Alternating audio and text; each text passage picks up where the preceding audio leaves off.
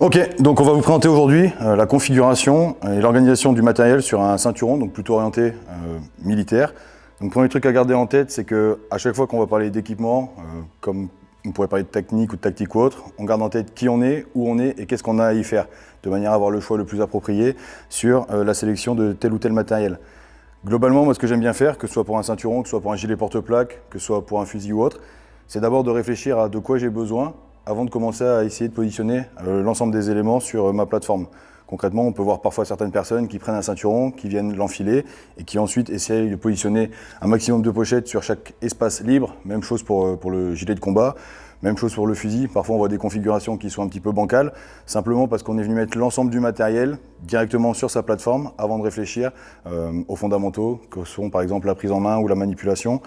Par exemple, donc, qu'est-ce que j'ai besoin ici sur mon ceinturon ou qu'est-ce que j'aimerais y positionner? À la base, le ceinturon, je vais retrouver mon arme de poing qui va être solidaire donc, de mon ceinturon. Je vais retrouver un kit médic avec 2 garrots tourniquets. Je vais retrouver 2 chargeurs pistolets, donc en plus du chargeur qui sera présent sur mon arme. Donc ça fera 3 chargeurs au total. On va retrouver donc une lampe à main de haute puissance et ensuite un chargeur fusil, une petite lame, donc un couteau, une paire de gants. Donc sur le ceinturon également, et ensuite les grenades, donc, qui sont encore une fois propres à votre position et à votre emploi, mais globalement ici on va avoir ceci qui simule une grenade qui pourrait être défensive ou offensive dans le format, et ensuite on a des grenades de diversion type flashbang, avec ces grenades ici de training Nico. Donc pour la base de notre équipement ici, on a fait le choix de la ceinture Magnetix, donc la ceinture Magnetix qui se compose de 2 éléments. Un premier élément ici qu'on appelle l'inner belt. Donc l'inner belt, comme son nom l'indique, elle vient se positionner en dessous, à l'intérieur. Donc ça, c'est la ceinture que vous allez venir directement positionner sur votre pantalon et qui va servir de base à votre configuration. Donc, comme vous pouvez vous en apercevoir, elle est recouverte donc, de velcro femelle sur l'ensemble de sa surface. Et donc elle va avoir pour but de solidariser le ceinturon à votre pantalon et donc à vos hanches pour éviter tout mouvement excessif quand vous allez vous déplacer, quand vous allez marcher ou manœuvrer. Donc ici, ce qu'on aime bien avec le ceinturon Magnetix, c'est que sur la sous-ceinture, on se retrouve avec une languette ici en T-gris, donc ou en cœur. En tous les cas, c'est un polymère rigide qui vient se glisser dans une petite pochette, là, dans une petite gorge qui est prévue pour ceci, avant de venir la sécuriser de cette manière-là. Ce qui fait qu'on se retrouve avec un ensemble qui est rigide. Il n'y a pas de point de faiblesse ici au niveau de la jonction, et on a une petite zone de confort. Donc je ne sais pas si on va pouvoir s'en apercevoir à l'écran, mais on a ici au niveau de la boucle une petite zone donc, de tissu élastique qui permet d'ajouter du confort lorsque je vais m'asseoir et que je vais bouger ou simplement respirer. Cette sous-ceinture, elle est suffisamment rigide pour l'utiliser seule, donc de manière autonome, par exemple pour l'utilisation de ports inside, donc que ce soit en pelvien ou que ce soit à la hanche. Si je viens positionner mon étui, hop, donc sur mon ceinturon, enfin sur ma sous-ceinture en l'occurrence, mon inner belt, hop, de cette manière-là.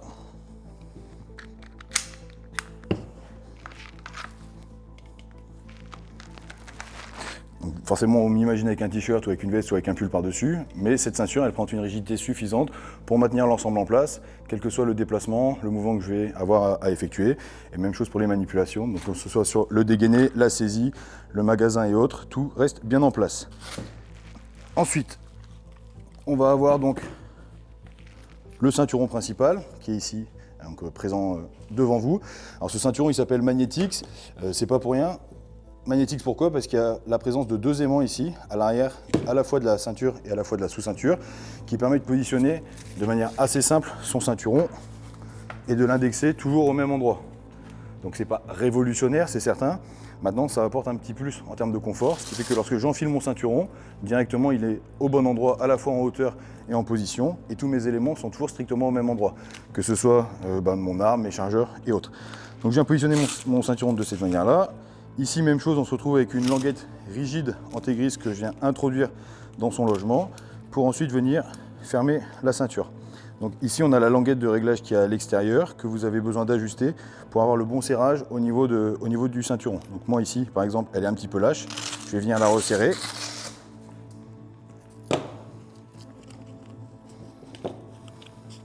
Donc en retirant complètement la sangle.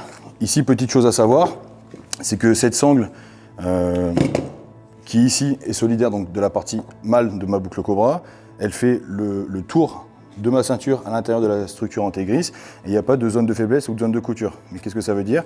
Si j'ai besoin de venir sortir cette languette plus tôt, donc sur la ceinture, pour la raccourcir davantage, je suis en mesure de le faire. Donc là, c'est ce que je vais faire de suite.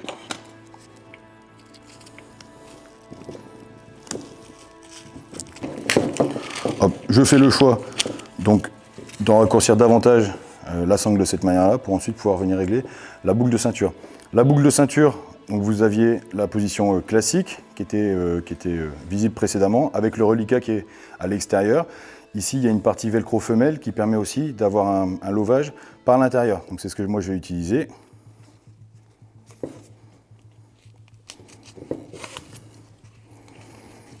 Hop, donc de cette manière-là, et une fois que j'aurai réglé la taille, le reliquat, je pourrai le mettre à l'intérieur du ceinturon et de venir le fixer. Donc, je viens positionner mon ceinturon grâce aux aimants. Hop. Je viens introduire la languette et ici, je vais venir régler la bonne tension. Donc là, je peux encore rattraper. Un petit peu trop. Ok, et donc là, on n'est pas trop mal en termes de tension. Et donc, une fois que j'ai identifié le réglage, vous pouvez vous aider, vous faciliter la vie en mettant par exemple un petit trait de marqueur d'un côté ou de l'autre ou un petit trait de stylo, de manière à toujours retrouver la position si jamais vous avez besoin de l'enlever pour le montage de votre équipement. Donc, juste de cette manière-là. Et ensuite, ici, le reliquat, je vais venir le faire passer à l'intérieur. Donc, soit par l'élastique ici, soit directement hop, à ce niveau-là. Moi, je vais faire passer dans l'élastique et par l'intérieur. Donc j'ai hop la position finale donc, de ma boucle et je viens ravaler hop, donc de cette manière là pour ensuite pouvoir fixer le reliquat ici de manière à ce qu'il n'y ait rien qui puisse venir pendre. Une autre petite astuce, si c'est votre ceinturon et que votre configuration va rester identique pendant de nombreuses années, vous pouvez aussi vous faciliter la vie en réglant la longueur ici donc du brin anti-glisse. Là par exemple j'ai la longueur maximum, je suis sur un ceinturon type large, ce qui fait qu'on a vraiment un chevauchement qui est extrêmement long et extrêmement important. On se rend compte que ce qui est important ici, c'est bien la solidarité entre les deux éléments. Maintenant j'ai pas besoin d'avoir autant de longueur puisque je vais avoir d'autres équipements, chargeur pistolet, chargeur fusil. La pression ici des poches et du montage va rendre un petit peu plus compliqué l'insertion. Donc si vous avez un ciseau médic par exemple, rien ne vous empêche de pouvoir venir raccourcir le T-gris si vous n'en avez pas forcément besoin. Donc c'est ce que je vais faire ici. Moi je regarde la longueur qui m'est nécessaire. Je vais pouvoir raccourcir jusqu'ici ou ici. Hop, et donc avec un ciseau type Leverman Raptor type Gesco Medic, vous allez pouvoir raccourcir ceci.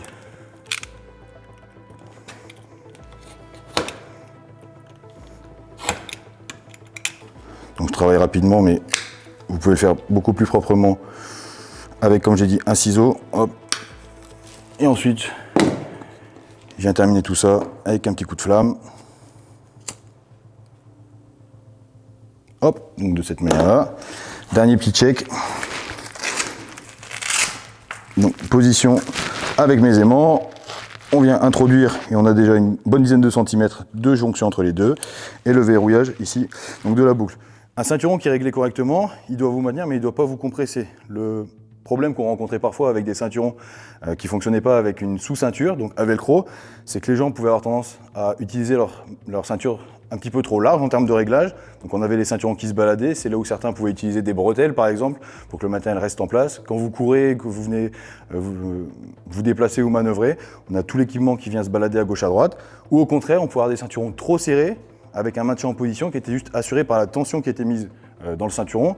Le problème, c'est que d'un point de vue biomécanique, c'est pas un gros mot, c'est la mécanique du corps. Si vous venez mettre une pression donc de compression, de serrage au niveau de vos crêtes iliaques, là sur vos hanches, vous allez venir perdre en mobilité, que ce soit dans vos déplacements, dans vos mouvements ou autres. C'est-à-dire que si j'ai besoin de courir, si j'ai besoin de me mettre à genoux ou prendre une position adaptée, si j'ai une compression au niveau des hanches, un peu à la manière d'une ceinture pelvienne, vous allez perdre en amplitude de mouvement.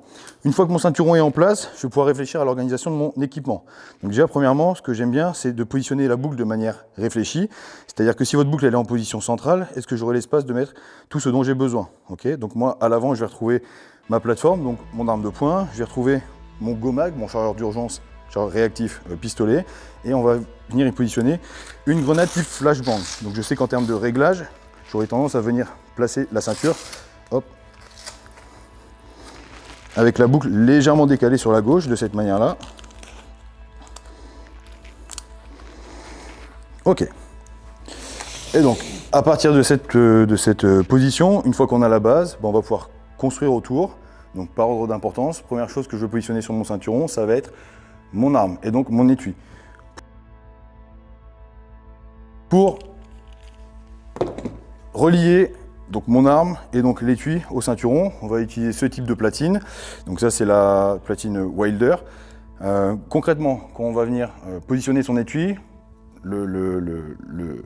l'étui en lui-même, en fait, il vous sert à transporter votre arme quand vous n'en avez pas forcément besoin.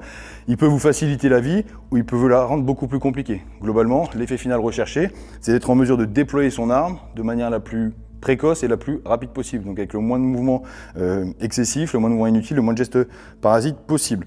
Pour ça, on a 3 choses à garder en tête.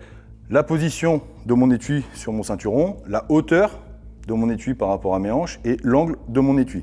Première chose, la position au niveau de la ceinture. Si vous avez un étui qui est trop en arrière, donc à 3 heures ou 4, etc., au moment du dégainé, vous allez avoir besoin d'effectuer un mouvement de rotation au niveau de l'épaule. C'est-à-dire que si je suis en posture neutre, rotation vers l'extérieur, saisie de mon arme et rotation vers l'avant. Donc là, on va avoir un mouvement excessif qu'on souhaite supprimer. Globalement, comment j'identifie la position de mon arme? Je viens me tenir droit de manière neutre et relâchée et je regarde où se positionne mon avant-bras. On va essayer de positionner l'arme dans le prolongement de son avant-bras. C'est-à-dire que pour un droitier, on va être autour de 2h30 sur la droite. Et pour un gaucher, on va être à peu près à 9h30, entre 9 et 10h, sur la partie gauche. Donc ici, je viens identifier la position donc, de mon ceinturon. Globalement, hop, si je me tiens de manière droite et relâchée, on va se retrouver hop, ici. Même chose, avec un tout petit point de stylo, un petit point de marqueur. Moi, j'aime bien me faciliter la vie quand je vais venir retirer la ceinture. Donc, de cette manière-là. Hop, c'est bien celui-ci, super. Donc, ici je viens fixer grâce aux clips qui sont prévus pour ça. Donc, je viens retirer les vis. De cette manière-là. J'identifie le poste précédent grâce au petit point de stylo, au petit point de marqueur. Hop. Et je vais introduire ceci.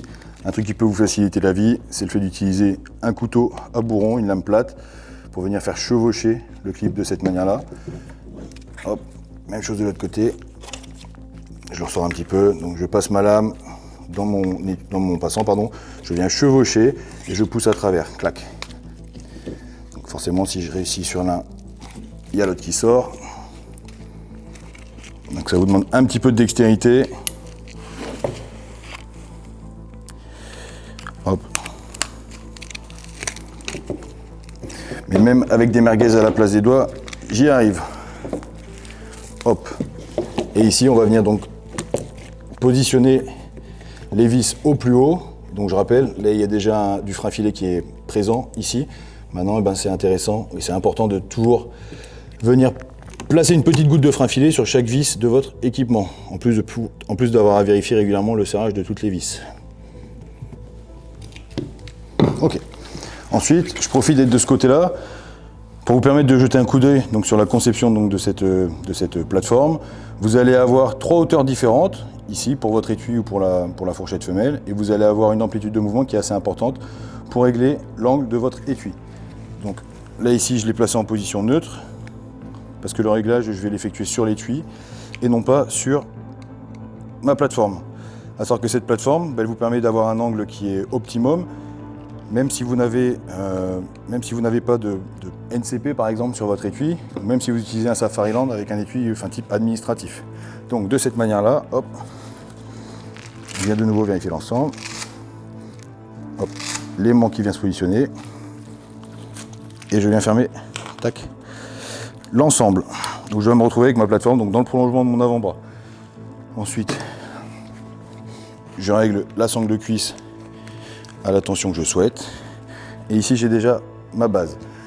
Donc ici, on a un étui US Duty Gear. Un petit rappel sur l'intérêt des étuis US Duty Gear. Au-delà de tous les avantages technique sur le fait que ce soit un Kitex qui est beaucoup plus épais, beaucoup plus robuste. On a un système de ressort qui est par l'avant avec une lame métallique, là où sur Safariland, le ressort il est présent sur le côté. Donc ici il peut rouiller, il peut s'arracher, il peut se casser simplement, ça arrive assez régulièrement. À l'intérieur, on a l'ensemble du mécanisme qui vient manœuvrer, qui vient bouger lorsqu'on vient déverrouiller la sûreté. Ce qui fait que lorsqu'on a une compression au niveau de l'étui, quand je suis en position adaptée ou autre, on peut avoir une rupture au niveau de cette fourchette, que l'arme soit dedans ou pas. Si votre arme est dedans, vous allez vous retrouver avec une arme bloquée, que vous êtes incapable de sortir. Et si vous avez l'arme qui est à l'extérieur, vous allez être incapable de rengainer. Ou alors si vous rengainez, vous ne serez plus en mesure de le sortir. Là où sur l'US Duty Gear, quand on vient manœuvrer la sécurité, on a juste le tout petit téton de verrouillage de chambre qui vient manœuvrer. Tout le reste est un raidisseur qui fait que même moi qui fais plus de 100 kg, je peux monter debout sur cet étui et il n'y a aucun risque de rupture ou de déformation. Ensuite, dans le réglage dit usine, on peut jeter un coup d'œil à la plateforme de montage. Donc on a les 3 pas de vis ici, donc le triangle de montage. On voit que sur le Safariland, on a un angle qui est légèrement sur l'avant. C'est-à-dire que si je ne prends pas en compte le réglage de l'angle de mon étui va se positionner, va se retrouver de cette manière-là. C'est ce qu'on voit sur tous les étuis administratifs, par exemple SIG 2022 pour nos forces de l'ordre en France. Le fait d'avoir une arme qui est orientée vers l'avant, ça présente plusieurs problèmes. Au moment où je vais venir saisir mon pistolet, si vous regardez l'angle qui est formé par mon avant-bras et ma main et mon pistolet, on va se rendre compte qu'on a un angle qui est légèrement inverse. Donc qu'est-ce qui va se passer ? Soit je vais avoir une prise en main qui va être extrêmement faible, qui va vraiment être fragile au niveau du chaussé, je n'aurai pas de pression au niveau du busc. Ou alors si je veux un dégainé correct, ça va m'obliger à envoyer l'épaule vers l'avant de manière à saisir mon arme correctement pour ensuite pouvoir l'extraire. À l'extraction, donc lorsque mon arme sort de l'étui, le problème également c'est que le canon, donc l'extrémité de mon arme, est orienté à l'opposé de la situation, de la menace ou autre. Donc généralement, ce qu'on recommande, c'est d'avoir un angle minima à la verticale, voire même légèrement orienté vers l'arrière. Le but, c'est d'avoir l'alignement le plus optimum possible entre votre avant-bras, votre main et votre pistolet au moment où votre main forte vient prendre contact avec votre pistolet. Donc sur les US Duty Gear, ce triangle, il est placé de manière neutre, c'est-à-dire qu'il est complètement vertical. Déjà avec une fourchette type QLS Safariland, vous êtes en mesure de régler l'angle de celui-ci. Ou alors vous pouvez vous faciliter la vie avec ce type de plateforme, donc là type NCP. NCP pour No Cane Plate, donc une plaque qui enlève les angles. Ça vous permet de régler l'angle de votre étui, même si vous n'avez pas de plateforme telle que celle-ci. Donc avec votre matos administratif, SIG 2022 et plateforme classique Safariland, avec cet accessoire, vous pouvez régler l'orientation, en plus d'avoir un léger déport de quelques millimètres vers l'extérieur, ce qui est toujours beaucoup plus confortable lorsqu'on va bosser équipé avec un gilet et autres. Au niveau donc du réglage de mon étui,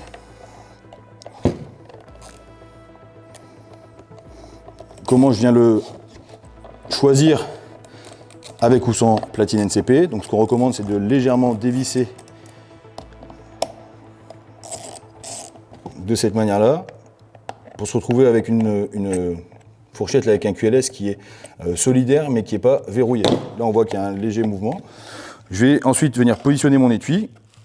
Tac. Je peux récupérer donc mon arme.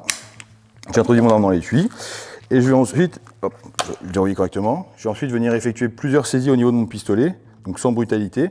Le but est de régler l'angle de manière la plus optimum possible. Là vous voyez que j'ai la mobilité au niveau de l'étui. Vous pouvez essayer différents réglages jusqu'à avoir cette prise en main qui soit fermée définitive, de la pression au niveau du busc et un alignement entre votre avant-bras, votre main et votre pistolet. Là je suis en limite vers l'arrière par exemple, on voit qu'il est vertical très légèrement, donc orienté vers l'arrière. Maintenant, je souhaite optimiser ceci, c'est pour ça que j'ai utilisé la platine NCP. Donc, ici, on vient enlever l'ensemble des vis. Avant de venir positionner la platine, clac. Donc on va mettre, les vis négatives. Donc là, sur une même platine, on a du R pour right et du L pour left, donc droitier et gaucher. Ça, c'est ambidextre. Donc moi, je suis droitier, je vais venir positionner les écrous, tac, sur le droit. Donc R, c'est ici. Et ensuite, pour faciliter la vie, moi, je le fais à l'envers, donc de cette manière-là, bien à plat, bien à plat. Ça, je le mets sur le côté. Et je viens juste positionner, mon étui par-dessus. Et je retourne. Et donc ici, premièrement, on va venir solidariser la platine avec l'étui. Donc vous avez des vis qui sont fournies pour ça dans le kit.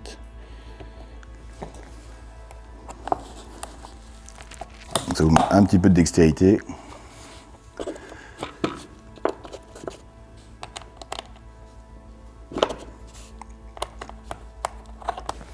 Donc pour l'instant, je viens juste les positionner, hein. Il n'y a pas de serrage particulier. Parce qu'avant de venir serrer l'ensemble, on va de nouveau observer le triangle qui est formé par les deux R supérieurs et le R inférieur. Donc là, on se rend compte qu'on a vraiment un angle qui est orienté vers l'arrière. Et donc là, vous pouvez régler la platine de manière à choisir la base, sachant que vous aurez également du réglage avec la fourchette, ou alors vous pouvez monter directement votre platine si vous êtes en matériel administratif. Donc là, je vais me positionner de cette manière-là. Je viens effectuer le serrage final. Donc là, pour les besoins de la vidéo, je me précipite un petit peu. Maintenant, comme j'ai dit précédemment, dans le kit, vous allez retrouver une pochette là, de frein filet. Il est fondamental de venir placer une goutte de frein filet sur chaque filetage avant le serrage définitif. Donc de cette manière-là, et ensuite, on va venir positionner les vis au final. Donc là, vous avez des petites rondelles qui vous permettent également de régler la hauteur de la fixation par rapport à votre étui.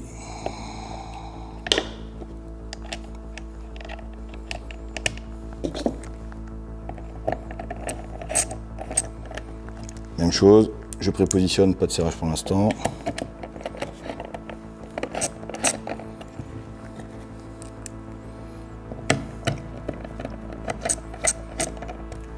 Voilà, donc là, on a de la pression, mais on n'a pas de verrouillage. Comme on l'a fait précédemment, je verrouille ma fourchette, je récupère mon arme, et ensuite, avec plusieurs prises en main, je vais venir tester les angles jusqu'à trouver celui qui me convient le mieux. Donc là, on est sur quelque chose qui est pas trop mal, je pense. Et donc là, je peux venir effectuer le verrouillage.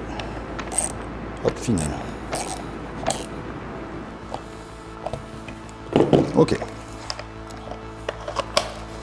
Et donc ici, même en étant sur une posture neutre, au moment où j'ai la saisie, ma prise en main elle est fermée définitive. J'ai un alignement entre mon avant-bras, ma main et mon arme. À l'extraction de l'étui, l'arme est déjà orientée dans la direction du danger, de la situation ou de ce que j'ai à engager.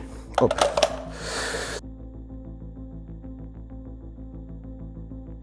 Donc pour la suite, on a notre pistolet qui est positionné sur le ceinturon. On va poursuivre avec le premier chargeur pistolet. Le premier chargeur pistolet, donc celui qu'on appelle le GoMag, c'est le chargeur réactif qu'on utilise pour le rechargement dit d'urgence. Il doit être accessible, quelle que soit votre position ou la posture que vous allez avoir. C'est-à-dire que forcément, quand je suis seul face à une cible, 5, 7, 10 mètres, statique face à un morceau de carton, je suis certain de pouvoir saisir mon chargeur, quelle que soit l'orientation qu'il peut avoir.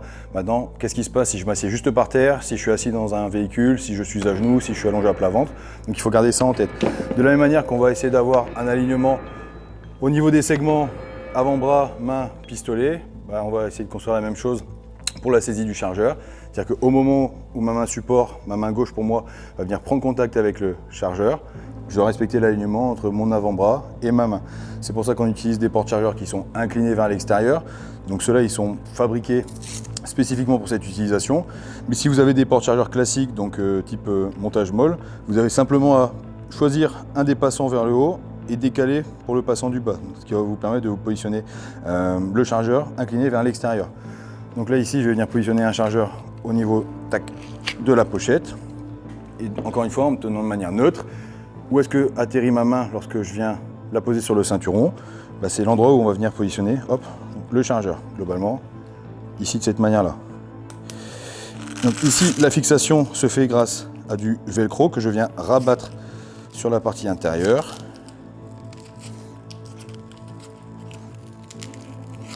Donc de cette manière-là. Ici, l'avantage de ce type de fixation, c'est que, premièrement, c'est assez rapide à mettre en place. On n'est pas en train de se faire des nœuds au cerveau avec des passants molles, etc.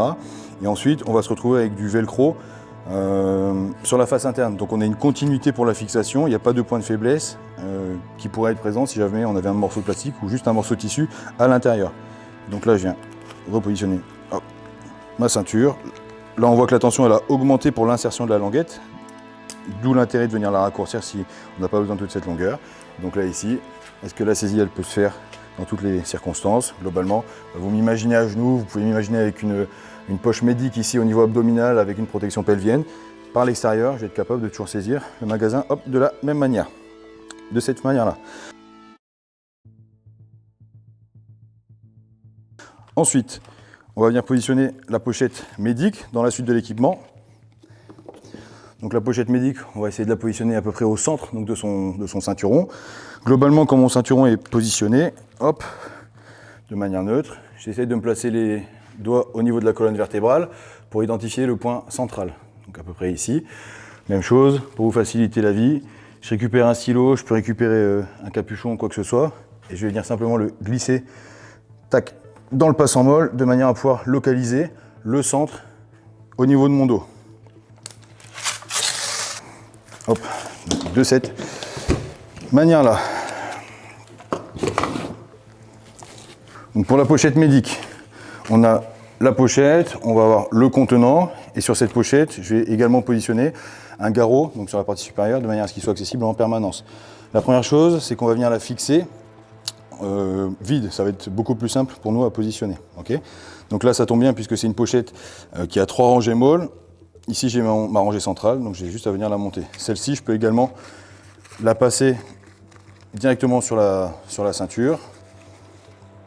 Donc, ce qui fait qu'on a un super maintien. Maintenant, ça vous oblige à enlever l'ensemble de l'équipement pour venir l'introduire et l'enlever. Donc, c'est pour ça que moi, je préfère utiliser les passants molly qui sont fournis. Tac. Donc, on va utiliser cela.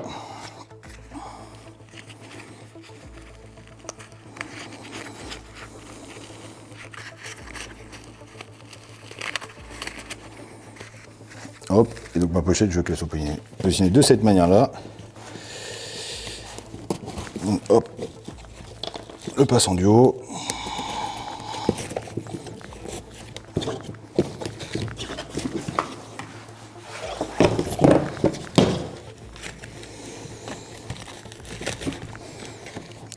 Le passant du bas.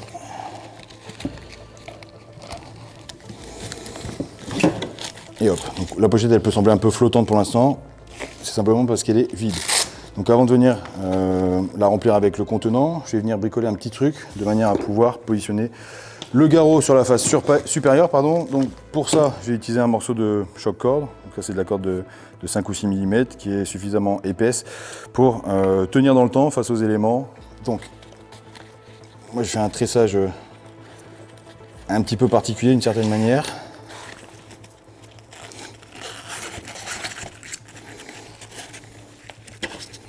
Je vais vous montrer de l'autre côté.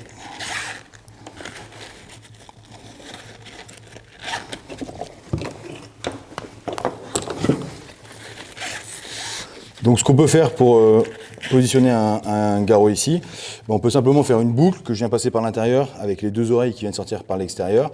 Le souci de ce genre de montage, c'est que si vous venez extraire votre garrot, très souvent vous perdez votre élastique. Donc pour des phases de training, pour des phases de quoi que ce soit, si j'enlève mon garrot, j'aime bien avoir l'élastique qui est toujours en place de manière à ce que je puisse le repositionner ou en repositionner un autre si nécessaire. Donc c'est pour ça que je fonctionne de cette manière-là.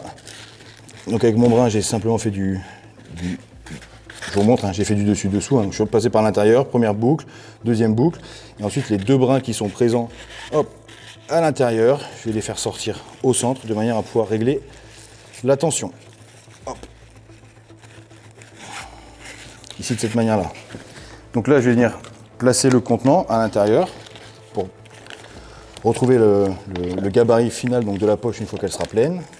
Hop, de cette manière-là. Les petits patchs identifs. Et ensuite, je vais venir positionner hop, le garrot à l'intérieur. Donc pour l'instant, c'est extrêmement facile puisque les boucles élastiques sont relâchées.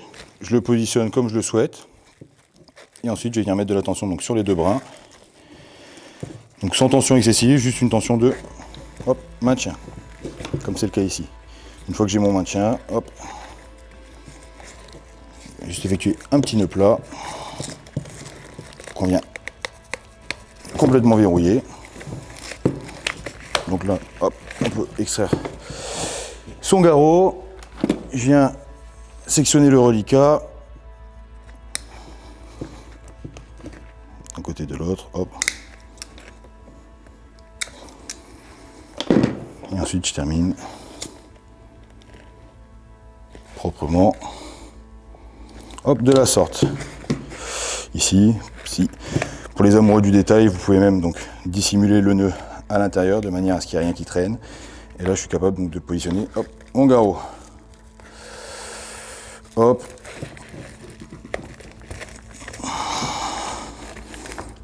Et hop, garrot en place et garrot maintenu. Donc sur la partie supérieure, c'est pas mon garrot de choix si j'ai besoin de le saisir pour moi-même. Simplement, il est à portée de main pour pouvoir venir l'extraire si nécessaire. Ensuite, on a mis notre chargeur donc d'urgence ici, notre GoMag pistolet. On va ensuite venir positionner le GoMag fusil. Donc exactement la même idée. Si je suis au fusil et que j'ai besoin d'effectuer un rechargement d'urgence, je rappelle, un rechargement d'urgence, ça se fait si j'ai du temps ou de la distance ou un couvert. Si j'ai pas au moins de ces trois éléments, je vais privilégier la transition. Donc si j'ai du temps ou de la distance ou un couvert et que je souhaite faire un rechargement d'urgence au fusil, je vais venir le saisir au niveau de mon ceinturon. Ça fonctionne en permanence, que je sois assis, couché ou à plat ventre. Donc pour ce faire, je récupère la pochette.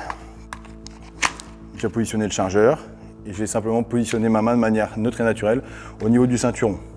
Donc globalement, je vais me retrouver ici, exactement comme on l'a fait pour le chargeur pistolet. Moi, je peux me faciliter la vie en faisant une toute petite trace donc de stylo ou en mettant un capuchon sur le passant, de manière à être capable de l'identifier, même quand je vais retirer la ceinture. Donc une fois qu'on a identifié la position ici pour la pochette de son chargeur fusil, on va venir donc le mettre en place. Même chose, hein, c'est toujours beaucoup plus simple de positionner les pochettes sans avoir de chargeur dessus. Donc là, je vais utiliser hop, des languettes hop, que je viens de prépositionner.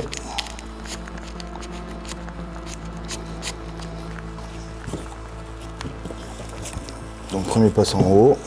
Ici, la question va se poser sur l'utilisation ou non d'une poche de délestage, ce qu'on appelle communément une dump pouch, ou dump pouch, hein, parce que c'est la poche des idiots. Alors ça, c'est un choix qui est très personnel, en fonction donc, de la manière dont vous aimez travailler. Je sais qu'il y en a certains qui vont travailler avec une poche qui est toujours déployée. Alors ça présente plusieurs problèmes. Ça peut s'accrocher dans les poignées de porte, ça s'accroche dans le feuillage, etc. On vient toujours y mettre toutes les conneries du monde, ses lunettes, une bouteille d'eau, etc. Donc ça fait un boucan monstre quand on vient se déplacer. Sans avoir de poche de délestage, on peut travailler avec différentes habitudes, hein. Je sais que si vous utilisez un pantalon de treillis, UF Pro ou autre, enfin Crail, peu importe, la poche gauche, vous pouvez la laisser toujours libre et ouverte. Si vous avez un chargeur ou quelque chose à glisser à l'intérieur, c'est assez simple à utiliser. Maintenant, la poche de délestage, elle permet de venir saisir rapidement un téléphone, du petit matériel, une arme qu'on aurait trouvée et de venir donc l'emmener avec soi. Donc, pour la positionner, on va garder des petits trucs en tête. Je viens placer donc d'abord la partie supérieure de ma pochette. Je viens m'aider d'une petite lame. Hop. Et ici, je vais placer donc la poche de délestage sur la partie inférieure. Il y a différents modèles de poches qu'on peut positionner à côté de manière autonome. Il y en a certains avec un morceau de velcro que je peux venir positionner en dessous. Et ici, il y a ce modèle-là, donc chez Direct Action, qu'on peut mettre en interface entre la poche du fusil et le ceinturon. Donc je pourrais le mettre complètement à travers, de manière à l'avoir à cette hauteur-là. Le problème sur ce type de montage, c'est qu'on va se retrouver donc avec une pochette qui entoure complètement le chargeur fusil. C'est intéressant si j'ai besoin de remettre quoi que ce soit à l'intérieur, en termes d'adresse, pour venir la trouver. Mais on a un problème récurrent qu'on constate assez souvent chez les unités qui travaillent de cette manière-là, c'est que lors de l'extraction du chargeur fusil, lors de la saisie, on peut avoir de la pollution avec des opérateurs qui vont venir attraper le tissu à la volée et pas uniquement saisir le chargeur. Donc nous, ce qu'on recommande, c'est de le positionner légèrement en dessous, hop, donc de cette manière-là, par le dessous, mais avec une hauteur un petit peu plus basse, ce qui fait que ça va rester fixé à l'arrière de la pochette du chargeur, il n'y aura pas de mouvement excessif, mais lors de la saisie donc, de mon magasin, je suis certain de saisir exclusivement que le chargeur. Donc pour ce faire, je vais placer les passants molles par l'intérieur. Donc on vient retrouver complètement ici. Je fais bien attention à l'élastique parce que j'en aurai besoin après. Donc je viens le ressortir complètement. Et ensuite j'effectue le verrouillage final dans le dernier passant du bas. et je viens verrouiller. Tac. Et tac. Et donc là, la configuration finale, c'est celle-ci. Ce qui fait que lorsque je vais avoir le chargeur donc sur le ceinturon, comme j'ai dit précédemment, je vais vous montrer à l'usage. Même chose, hop, toujours les aimants. Je glisse à l'intérieur. Je verrouille. Et donc ici, à la saisie, j'ai beaucoup plus de chances de ne saisir que le chargeur que d'attraper la poche de lissage si elle était placée plus haute. Maintenant, pourquoi on positionne l'élastique vers l'extérieur de cette manière-là? Parce que si j'en ai pas besoin, si j'ai rien à mettre dedans, je vais choisir de la lever de manière à ce qu'elle ne pende pas et qu'elle ne risque pas de s'accrocher dans mon environnement. Rien de très compliqué, hein. Dans un sens et dans l'autre.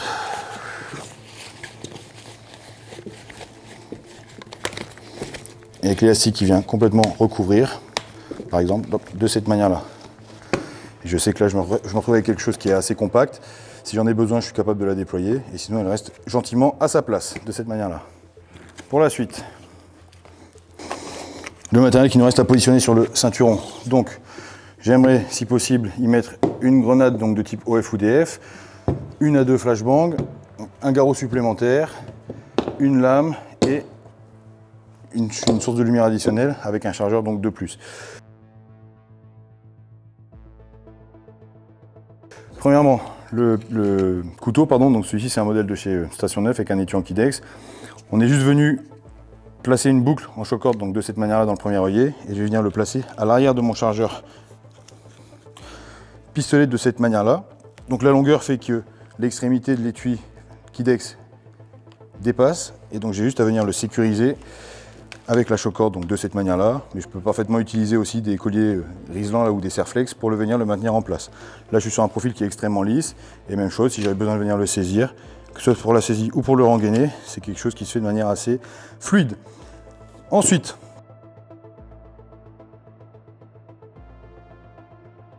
la lampe à main. Lampe à main, on va plutôt essayer de l'utiliser toujours de la main support, d'accord, puisque c'est une source additionnelle que je dois être capable de déployer, de manipuler, d'orienter, tout en étant capable de déployer, par exemple, si j'en ai le besoin, mon arme, ou ici le pistolet. Donc ici, on va le placer au niveau du ceinturon, à l'arrière de la pochette fusil, directement à l'arrière. Donc pour ceci, on va utiliser cette pochette, une pochette Unoptomium là, que je vais venir placer complètement contre.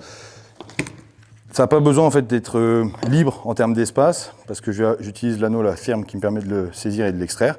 On aime bien laisser de la place et garder un dispo assez aéré pour ce qu'on appelle les GOMAG, donc c'est les chargeurs d'urgence, que ce soit chargeur d'urgence pistolet ou chargeur d'urgence fusil. Une adresse, c'est une action, il ne faut pas qu'il y ait plusieurs chargeurs au même endroit, les chargeurs superposés, mais pour ça, ce n'est pas une action dite réactive, donc il n'y a pas besoin d'être capable de le déployer à vitesse éclair. La pochette, elle se prend de cette manière-là. Je rappelle, c'est toujours beaucoup plus simple de mettre les choses en place sans équipement à l'intérieur. Premier passant.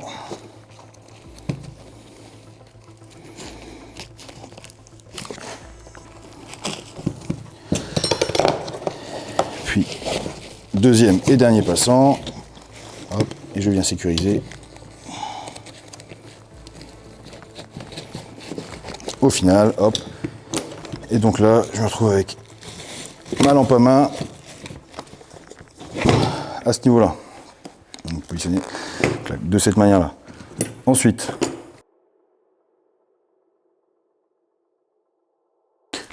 le deuxième chargeur, donc pistolet, qui est un chargeur qu'on va utiliser majoritairement pour les rechargements dits proactifs, ce qu'on appelle communément les rechargements tactiques.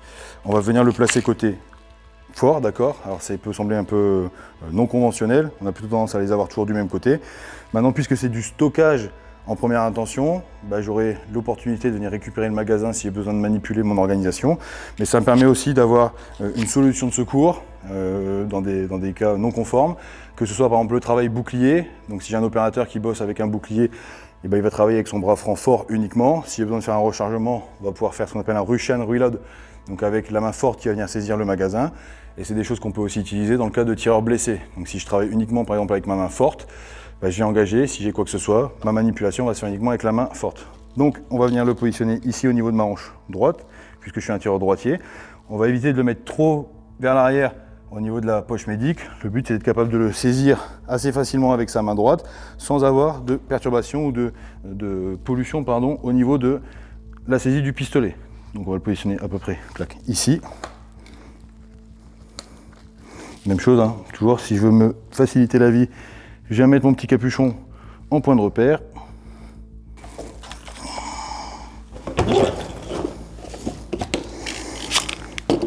Donc pour le montage de celui-ci, on va utiliser du One Wrap.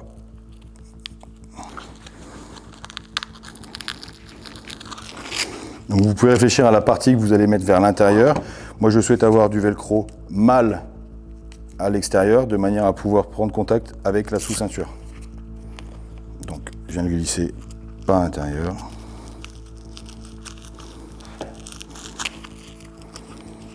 Même chose pour le deuxième passant.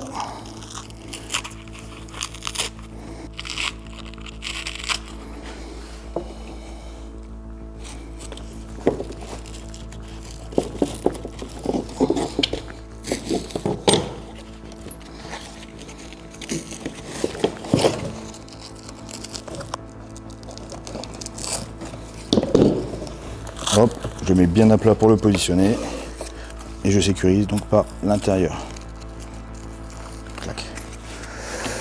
De cette manière-là. Tac. Ensuite, au niveau du ceinturon, qu'est-ce qui va nous rester à positionner? Donc ce qui est présent ici, face à vous. On regarde aussi un petit peu également où est-ce qu'il va nous rester de l'espace, hein, de manière à organiser tout ça. Donc là pour nous c'est le minimum entre guillemets en termes de configuration. C'est une configuration qui fonctionne aussi bien police que militaire jusque là. Donc forcément le couteau ou pas, hein, la poche de délaissage aussi qui est une variable, mais sinon le reste c'est un peu le starter pack qui fonctionne dans toutes les situations. Ici, donc le garrot pardon, il est dans un porte-garrot élastique que je vais pouvoir positionner à l'endroit de mon choix. Je vais le placer légèrement ici sur la hanche. Donc on va le voir après quand on aura le ceinturon. Au niveau des poches, grenade. La première grenade ici donc de diversion, grenade Nico, je vais la positionner à l'avant ici au niveau de ma ceinture, à l'horizontale de cette manière-là. Puisqu'il n'existe pas de système molle conçu spécifiquement pour ça, on va bricoler un petit peu en utilisant des Riesland, donc des colliers Serflex, et les deux passants qui sont prévus normalement pour le mettre à la verticale au niveau de la ceinture. Moi j'ai mis à l'horizontale puisque quelle que soit ma position, bien qu'il y ait une boucle en fait de sécurisation, je suis capable de l'extraire et de la mettre en œuvre. Donc,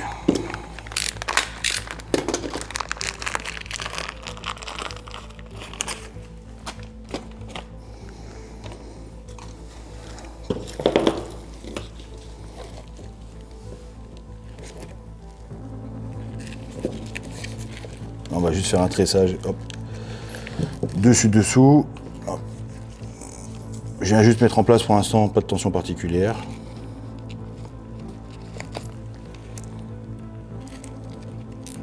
Hop.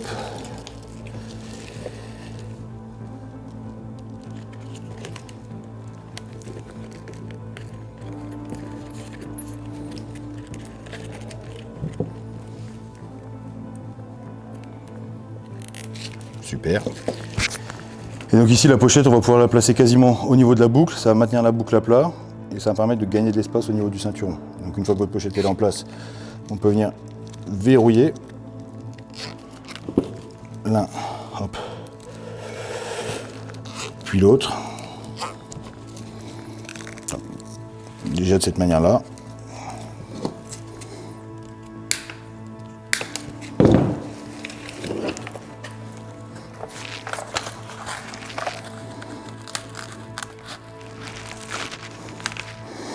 Donc là on va se retrouver avec la boucle de ceinture que je suis toujours capable de venir, tac, verrouiller. Et donc on a cette pochette ici qui va pouvoir accueillir hop, ma grenade.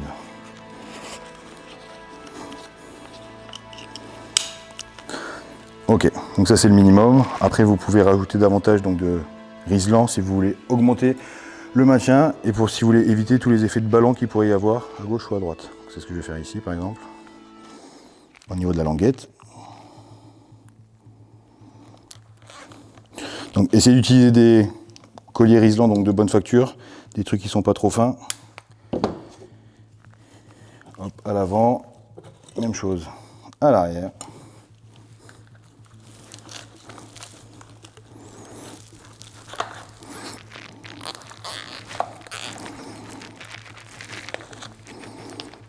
Impec. Et donc là on a une pochette qui est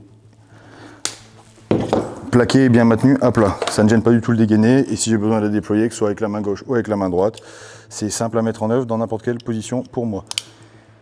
Donc le garrot, comme je l'avais dit, je vais le placer plutôt sur la partie externe, donc ici à peu près au niveau du chargeur pistolet. Le but c'est pas de l'avoir au niveau de la zone pelvienne, au niveau de la zone génitale, ce qui peut être inconfortable quand vous vous déplacez ou quand vous manœuvrez. Je dois être capable de le saisir à la fois avec la main gauche et à la fois avec la main droite. Donc ce qui est le cas ici, en plus de celui que je vais avoir derrière et de ceux que je peux avoir sur le gilet. Donc au niveau du reste du matériel, on va avoir ces deux grenades. Globalement, si j'ai une grenade ici à l'avant droite, la deuxième flash, je vais essayer de la mettre à l'arrière gauche. C'est pas quelque chose qu'on fait de manière réactive. Si on met en œuvre une grenade, si j'ai besoin d'aller vite, je vais utiliser celle-ci. Si j'ai un poil plus de temps, je vais utiliser celle qui est à l'arrière. Et ensuite, si vous en avez le besoin dans votre emport, grenade type OF ou DF, on va plutôt le placer à l'arrière, même chose, protégé donc de tout ce qui peut être éclat, etc. Et je suis capable de le mettre en œuvre avec ma main forte, puisque l'action à ce moment-là, c'est pas d'utiliser mon armement, c'est de déployer mon matériel. Donc on va mettre ces deux pochettes. Pochette donc pour les OFDF avec l'orientation vers le bas, c'est plus simple à saisir, surtout quand vous les avez à l'arrière donc de votre équipement. Donc toujours la même chose, hop.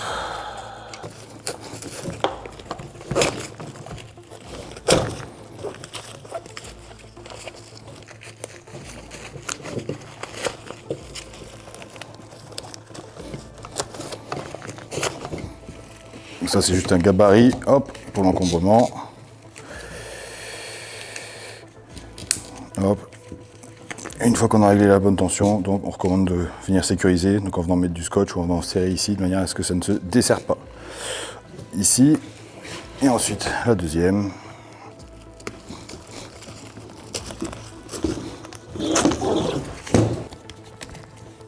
Hop.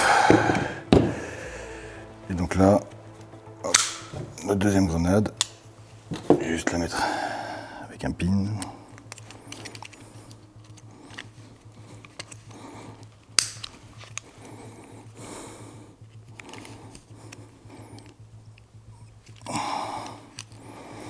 Hop.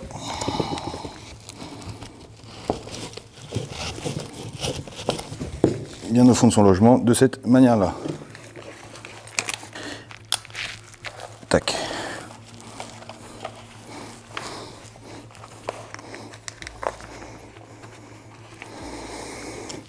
Donc on arrive ici globalement à la configuration comme on le souhaitait. Qu'est-ce qu'on va pouvoir rajouter ensuite en termes d'accessoires? Il y a ce type de platines qui peuvent exister, donc ça c'est les plaquettes HAM, H-A-M, que je peux venir ici positionner au niveau de mon étui. Ça m'offre une platine molle à l'avant. Cette platine ici, je peux l'utiliser pour venir y positionner un garrot par exemple, ou pour venir y positionner une deuxième grenade type flashbang, donc tout cas des accessoires. Donc ça, c'est si vous le souhaitez. Et là ici, je vais venir positionner donc simplement mes gants. Donc on fait le choix de où est-ce qu'on souhaite les mettre, hein, avec le matériel également de notre choix. Donc ici, simplement, petit mousqueton. Hop. Pourquoi je les mets ici à l'arrière? Parce que généralement les gants de combat on les a à la main. Ici on peut utiliser les gants type aéro.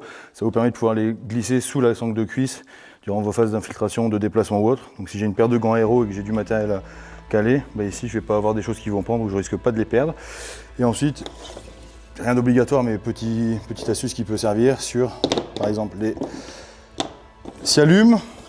Donc pour les scialumes, moi je vais venir utiliser de nouveau un petit Grimlock, ou alors on peut utiliser également un petit mousqueton comme je l'ai positionné à l'arrière. Donc ce petit Grimlock, je vais essayer de le prendre sur le molly, ici si j'en trouve un plus disponible, sur la partie avant. Ça je vais faire plutôt à plat.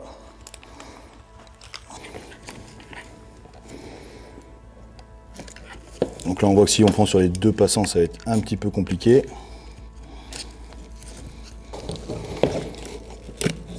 Hop, de cette manière-là. Donc ceci, qu'est-ce que je vais en faire? Je vais venir préparer ici mes scialumes. Donc en fonction du cadre d'activité que vous avez, c'est un truc que vous pouvez être amené à utiliser de manière assez régulière. Donc en grand format ou en petit format, vous pouvez les préparer en les masquant avec du scotch, de manière à ce que vous n'ayez pas un truc fluo qui pendouille au niveau de votre ceinturon. Donc, le premier truc que je vais venir effectuer, c'est que je vais venir couper les grandes boucles qui sont présentes en haut. Je vais uniquement garder les petits trous qu'on peut voir ici. Et ensuite, je vais récupérer un morceau de choc-corde, pas de choc-corde, pardon, de paracorde. Je récupère un morceau de paracorde, j'en prends à peu près 50 cm.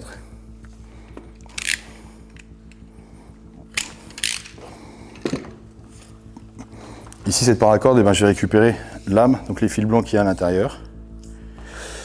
Et ça, je vais en récupérer un seul. Tac, de cette manière-là. Donc ce morceau ici, je vais venir le doubler. Hop. Je vais faire un petit nœud. Il faut qu'on se retrouve avec une boucle d'à peu près une trentaine de centimètres.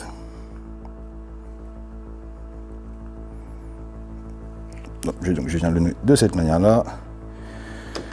Même chose. Je retire le reliquat. Donc la première partie, je vais venir la fixer de manière définitive au niveau de mon ceinturon. Donc soit dans un passant, soit avec un riselant, soit dans une tête d'alouette au niveau de mon Grimlock là par exemple, ou de mon petit mousqueton. Donc là je vais juste le positionner et faire ma tête d'alouette de manière à me retrouver avec un brin libre. Et en fait, à quoi va me servir ce brin? Je vais simplement le passer comme dans une aiguille, au niveau de tous les petits trous. Tac, de cette manière-là. Vous mettez la quantité que vous avez besoin. Et ensuite, la boucle, je viens la sécuriser au niveau de mon mousqueton, au niveau de mon Grimlock. Donc soit simplement en l'enfilant dessus, soit en faisant également une petite vrille de manière à ce que ça ne se relâche pas. Je viens enfiler dessus, et je viens fermer. Y arriver. Super. Donc je vais me retrouver avec ça. Tac. Utiliser pour fixer par exemple les gants que je peux avoir à l'arrière si j'en ai pas forcément besoin. Et ici à l'avant, soit vous pouvez placer les bâtons à l'intérieur de votre sangle de cuisse. Non, c'est pas quelque chose qui est super agréable. Donc rien ne vous empêche d'utiliser un autre morceau de corde de manière à simplement créer une petite boucle de tension. Ça c'est un truc qu'on peut faire assez facilement. Donc, toujours la même chose, hein. Je viens récupérer un petit morceau, je fais un petit nœud. Hop. Et ce truc là, je peux le placer autour de mon étui par exemple, complètement autour. Je peux venir le saisir dans la sangle de cuisse, etc. Peu importe. Là, j'ai juste le placer autour de la sangle de cuisse avec un petit retour. Le but c'est de se retrouver avec quelque chose qui permet de vous fixer globalement la tension au niveau des scialumes. Donc là par exemple je ne suis pas suffisamment serré, mais vous pouvez rajouter de la tension là-dessus. Sinon vous pouvez le faire avec un nœud réglable en termes de tension. Hop. De cette manière-là. Là je vais mettre mon fagot à l'intérieur, je vais venir mettre un tout petit peu de tension de manière à les garder ensemble. Donc pourquoi j'ai fait le bricolage ici avec la cordelette? Là vous avez le cas sur un scialume simple. La lame de paracorde, c'est une ficelle qui est très fine mais qui est très solide. Ce qui fait que si vous avez, là ici quand vous venez vous déplacer, le but c'est d'éviter le bruit de maracas, donc des scialumes qui viennent se déplacer absolument partout. Et si vous en avez besoin, vous venez en saisir un et en tirant simplement dessus, vous allez venir couper le plastique et vous pouvez le déployer sans avoir besoin de venir décrocher ou arracher quoi que ce soit pour ce truc là. Donc ici vous pouvez régler la hauteur au niveau de la corde de manière à ce que les scialumes se retrouvent toujours à peu près au niveau de la boucle élastique que vous avez mis en place par exemple sur votre ceinture. Voilà. Le réglage optimum ça serait celui-ci, et donc ça me demanderait d'avoir une cordelette un petit peu plus courte ici en haut, quelque chose qui ressemblerait à ça au niveau de la position.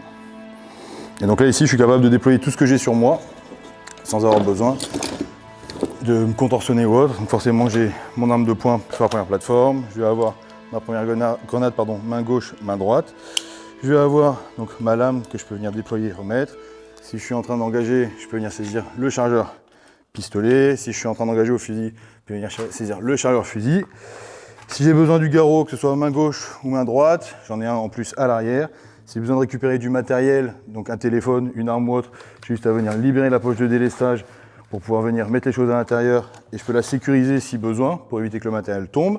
Si j'ai besoin de venir déployer une source lumineuse, donc alternative, je peux venir utiliser hop, ma lampe à main.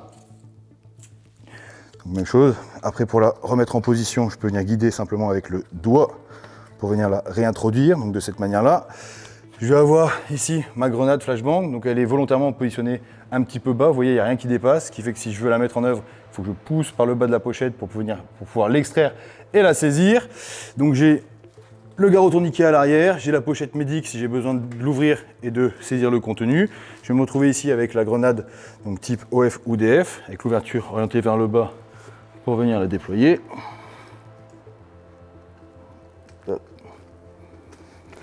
Et ensuite, je me retrouve avec le chargeur pistolet proactif, soit pour les manipulations bouclier, manipulations tireur blessé, ou simplement en stockage. Et de nouveau, on retombe sur la plateforme principale. Avec les gants qui sont ici fixés, si j'ai des gants de corde lisse ou si j'ai d'autres matériels. Ici, les bâtons lumineux, c'est juste une idée. Rien d'obligatoire là-dessus. Petit truc, là on utilise les pochettes donc Estac, celle-là c'est le modèle Magnet. Donc à la base c'est fait pour pouvoir positionner un chargeur en position d'attente. On n'est pas forcément dans un cadre de tireur sportif. Je sais que j'utilise pour venir placer une goupille toujours ici en extra. Alors si je la perds c'est pas la fin du monde, mais ça permet toujours de pouvoir dépanner le copain ou autre qui a dégoupillé une grenade et qui a pas eu l'opportunité de la jeter. Et ensuite pour ceux qui sont dans le besoin d'utiliser donc de l'aérocordage, vous avez encore l'espace de pouvoir venir placer votre boot. Et ici, moi je sais qu'à titre perso, je le fais naviguer par le dessous de manière à ce que ça vienne s'accrocher nulle part et d'éviter les épaisseurs supplémentaires. On va juste le prendre ici sur la ceinture et tout le reste du matériel reste accessible exactement de la même manière. Merci à tous donc pour avoir juste regardé cette vidéo. On espère que ça vous a plu. L'ensemble du matériel qui vous a été présenté, vous retrouvez les liens donc dans notre description. Je sais qu'en tant que Mili, j'aimais bien avoir les petites recettes à suivre étape par étape. Donc pour ceux que ça intéresse, vous allez tout retrouver juste ici en dessous.